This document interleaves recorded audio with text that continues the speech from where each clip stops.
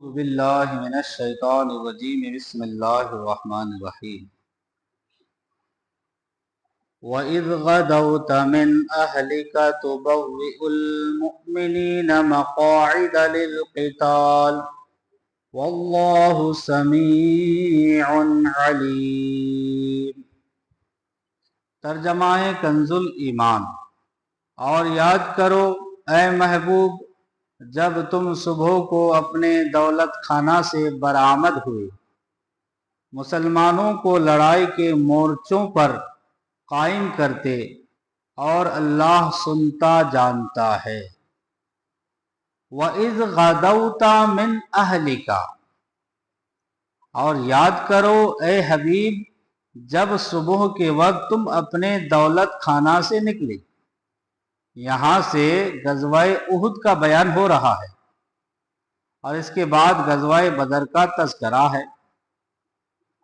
جنگ احد کا بیان، یہاں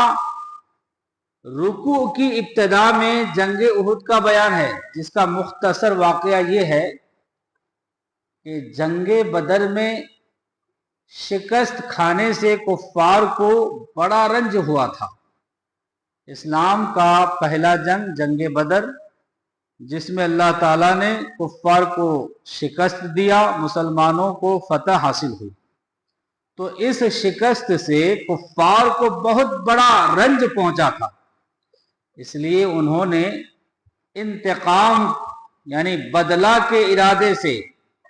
مسلمانوں سے جنگ کے لیے ایک بڑا بھاری لشکر تیار کر لیا۔ جب سرکار عالی وقار صلی اللہ علیہ وسلم کو خبر ملی کہ لشکر کفار احد میں پہنچا ہوا ہے،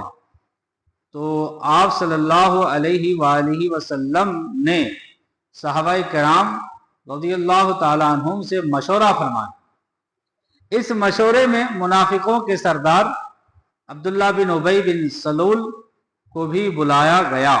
جو اس سے پہلے کبھی کسی مشورے کے لیے نہیں بلایا گیا تھا۔ اکثر انصار کی اور عبداللہ بن ابی کی یہ رائے تھی کہ حضور سید المرسلین صلی اللہ علیہ وسلم مدینہ طیبہ میں ہی ٹھہرے رہے اور جب کفار یہاں آئے تب ان سے مقابلہ کیا جائے۔ یہی سرکار دو عالم صلی اللہ علیہ وسلم کی مرضی تھی، لیکن بعض صحابہ کرام رضی اللہ تعالی عنہم کی رائے یہ ہوئی کہ مدینہ طیبہ سے باہر نکل کر لڑنا چاہیے، اور اس پر انہوں نے اصرار کیا۔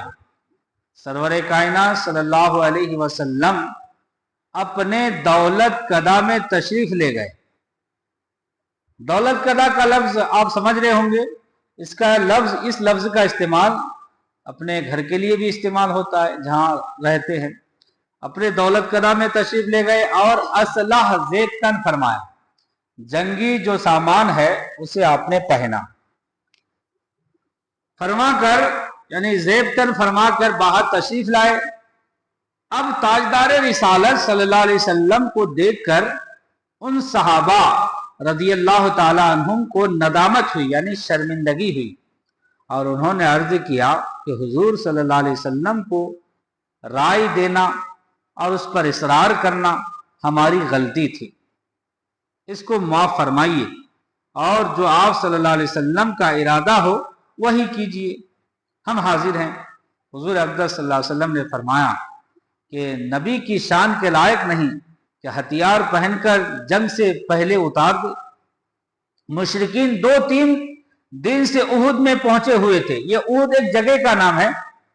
احد پہاڑ بھی ہے وہاں پر، تو اس جگہ کو احد کہتے ہیں۔ احد میں مشرکین 2-3 دن سے پہنچے ہوئے تھے۔ سلطان عرب صلی اللہ علیہ وسلم جمعہ کے روز نماز جمعہ کے بعد ایک انصاری کی نماز جنازہ پڑھ کر روانہ ہوئے، اور 15 شوال 3 ہجری بروز اتوار احد میں پہنچے، اور پہاڑ کا ایک دراہ جو لشکر اسلام کے پیچھے تھا، اس طرف سے اندیشہ تھا کہ کسی وقت دشمن پشت پر سے یعنی پیچھے سے آ کر حملہ کر۔ اس لیے نبی اکرم صلی اللہ علیہ وسلم نے حضرت عبداللہ بن جبیر رضی اللہ تعالی عنہ کو 50 تیر اندازوں کے ساتھ وہاں مقرر فرما دیا کہ اگر دشمن اس طرف سے حملہ آور ہو تو تیروں کے ذریعے اس کا حملہ دفع کر دیا جائے، اور حکم دیا کہ کسی حال میں یہاں سے نہ ہٹنا اور اس جگہ کو نہ چھوڑنا، خواہ فتح ہو یا شکست، چاہے ہم جنگ جیتے یا ہارے، میں نے جن جن لوگوں کو جہاں ٹھہرا کیا وہیں پر ٹھہرے رہنا، ہٹنا نہیں۔ عبداللہ بن ابی بن سلول منافق جس نے مدینہ طیبہ میں رہ کر جنگ کرنے کے رائے دی تھی، اپنی رائے کے خلاف کیے جانے کی وجہ سے برہم ہوا اور کہنے لگا کہ حضور صلی اللہ علیہ وسلم نے 9 عمر لڑکوں کو کہنا مانا، یعنی چھوٹے عمر والے آدمیوں کا کہنا مانا، اور میری بات کی پرواہ نہ کی۔ اس عبداللہ بن ابی کے ساتھ 300 منافق تھے، ان سے اس نے کہا کہ جب دشمن لشکر اسلام کے مقابل آ جائے اس وقت بھاگ جانا، تاکہ لشکر اسلام میں ابتری پھیل جائے، یعنی بھاگ دوڑ مچ جائے، اور تمہیں دیکھ کر اور لوگ بھی بھاگ نکلے۔ مسلمانوں کے لشکر کی کل تعداد ان منافقین سمیت 1000 تھی اور مشرکین 3000 تھے۔ مقابلہ شروع ہوتے ہی عبداللہ بن ابی منافق اپنے 300 منافقوں کو لے کر بھاگ نکلا، اور حضور سید المرسلین صلی اللہ علیہ وسلم کے ساتھ 100 صحابہ رضی اللہ تعالی عنہم آپ صلی اللہ علیہ وسلم کے ساتھ رہ گئے۔ اللہ تعالیٰ نے ان کو ثابت قدم رکھا، یہاں تک کہ مشرکین کو شکست ہوئی۔ مسلمان مشرکوں کے پیچھے بھاگے تو پہاڑی درے پر موجود صحابہ رضی اللہ تعالی عنہم بھی بھاگتے ہوئے مشرکین کے پیچھے پڑ گئے، اور تاجدار رسالت صلی اللہ علیہ وسلم نے جہاں قائم رہنے کے لیے فرمایا تھا، جہاں کھڑے رہنے کے لیے فرمایا تھا، وہاں قائم نہ رہے، تو اللہ تعالیٰ نے انہیں یہ دکھا دیا کہ بدر میں اللہ عز و جل اور اس کے رسول صلی اللہ علیہ وسلم کی فرما برداری کی برکت سے فتح ہوئی تھی، جبکہ یہاں حضور صلی اللہ علیہ وسلم کے حکم کی مخالفت کا نتیجہ یہ ہوا، حضور کے کہنے کا نہ ماننے کا نتیجہ یہ ہوا کہ اللہ تعالیٰ نے مشرکین کے دلوں سے رعب و ہیبت دور کر دی، اور وہ پلٹ پڑے، جو بھاگ رہے تھے پھر دوبارہ پلٹ پڑے، اور مسلمانوں کو نقصان اٹھانا پڑا۔ شہنشاہ مدینہ صلی اللہ علیہ وسلم کے ساتھ ایک جماعت رہ گئی، جس میں حضرت ابو بکر، حضرت علی، حضرت عباس، حضرت طلحہ اور حضرت سعد رضی اللہ تعالی عنہم تھے۔ اسی جنگ میں دندان اقدس شہید ہوئے، اسی جنگ میں حضور کے دانت